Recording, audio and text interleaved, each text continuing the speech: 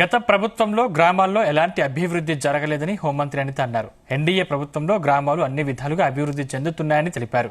సాగునీరు, త్రాగునీరు సమస్యలు లేకుండా చర్యలు తీసుకుంటున్నామని, త్వరలోనే ఇంటింటికి కుళాయి ఏర్పాటు చేస్తామన్నారు.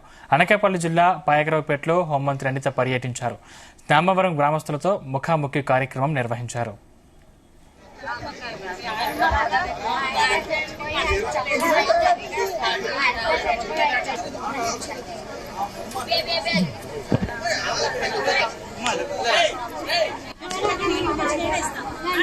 కాలంలోని ఇంతకు ముందు మీరు అన్నట్టుగానే పెన్షన్ 3,000 నుంచి 4,000 డైరెక్ట్ గా పెంచాం, కానీ 100 రూపాయలు 200 రూపాయలు పెంచున్నామని చెప్పలేదు. చాలా మంది ఇప్పుడు చదువుకున్న పిల్లలకి అమ్మకు 100 డబ్బులు పడాలి. నాకు తెలిసి ఈ రోజు రేపట్లోనే మీ అకౌంట్ లో డబ్బులు పడిపోతాయి. ఎంతమంది పిల్లలు ఉంటే అంతమంది డబ్బులు కూడా మీ అకౌంట్ లో పడిపోతాయి. ఈ రోజు రేపట్లోనే పడతాయి. గౌరవ్ లోకేష్ గారు ప్రత్యేకంగా చదువుకున్న పిల్లలు ఎంతమంది ఉంటే అంతమందికి ప్రైవేట్ స్కూల్లో చదివించినా, గవర్నమెంట్ స్కూల్లో చదివించినా కూడా డబ్బులు ఇస్తానన్నారు. ఆగస్టు నెల అయ్యేసరికి మీకు అప్పుడు మాట ఇచ్చాం, బస్సుల్లో ఫ్రీ బస్సు అని చెప్పి, బస్సుల్లో కూడా ఛార్జీలు లేకుండా ఆడవాళ్ళు వెళ్ళి తిరిగి రావచ్చు. సో ఇవన్నీ కూడా ఒకటి ఒకటి ఒకటి ఒకటి చేస్తున్నాం. అప్పుల్లో ఉండిపోయిన ఆఖరికి జీతాలు ఇవ్వడానికి కూడా ఇబ్బందిగా ఉన్నా కూడా గౌరవ ముఖ్యమంత్రి గారు చంద్రబాబు నాయుడు గారు అంటే మీ అందరికీ కూడా అభిమానం. చంద్రబాబు నాయుడు గారి తెలివితేటలు మీ అందరికీ తెలుసు.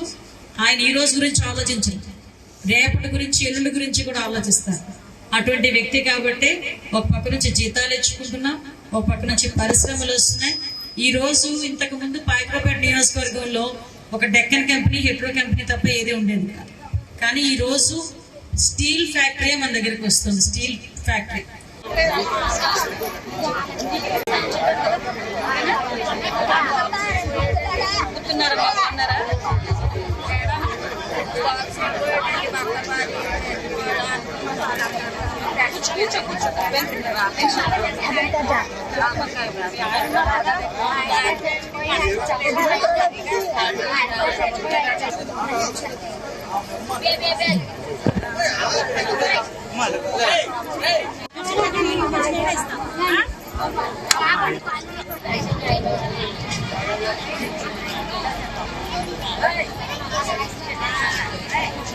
అక్కడ సిఎస్టీడీతో కూడా మాట్లాడి క్లియర్ చేసుకున్నాం సార్.